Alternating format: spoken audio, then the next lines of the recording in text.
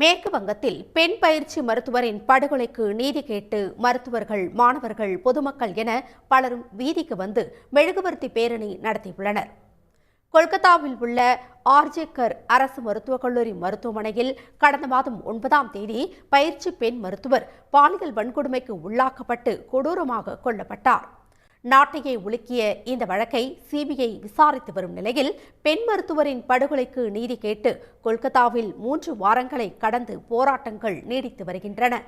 அந்த வகையில் நேற்று இரவு மேற்கு வங்கம் முழுவதும் பொதுமக்கள் தங்கள் வீடுகளில் மின் விளக்குகளை அணைத்துவிட்டு வீதிகளில் மெழுகுவர்த்தி பேரணி நடத்தினர். ஷாம்பஜாரில் ஆயிரக்கணக்கானோர் திரண்டு பயிற்சி மருத்துவரின் படுகொலைக்கு நீதி கேட்டு முழக்கமிட்டனர். பொதுமக்கள் முன்னெடுத்த இந்த போராட்டத்தில் படுகொலை செய்யப்பட்ட மாணவியின் பெற்றோரும் கலந்து கொண்டனர்.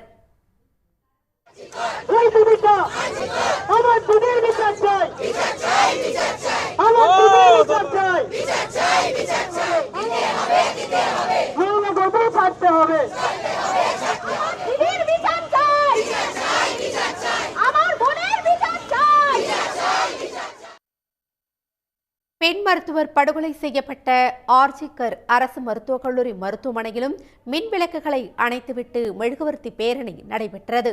இதில் மருத்துவர்கள், மருத்துவ மாணவர்கள் பலரும் பங்கேற்றனர்.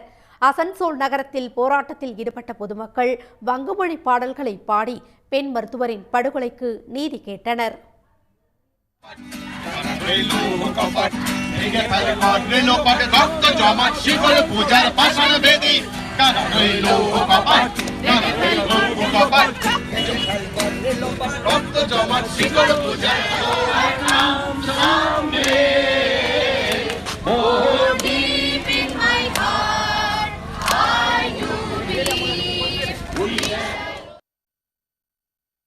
மேற்கு வங்க ஆளுநர் மாளிகையிலும் அனைத்து மின் விளக்குகளும் அணைக்கப்பட்டு பொதுமக்களின் பேரணிக்கு ஆதரவு தெரிவிக்கப்பட்டது.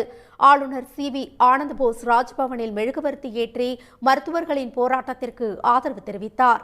டெல்லியில் எய்ம்ஸ் உள்ளிட்ட பல்வேறு மருத்துவமனைகளிலும் பெண் பயிற்சி மருத்துவரின் படுகொலைக்கு நீதி கேட்டு மருத்துவர்கள் கைகளில் மெழுகுவர்த்தி ஏந்தி போராட்டத்தில் ஈடுபட்டனர்.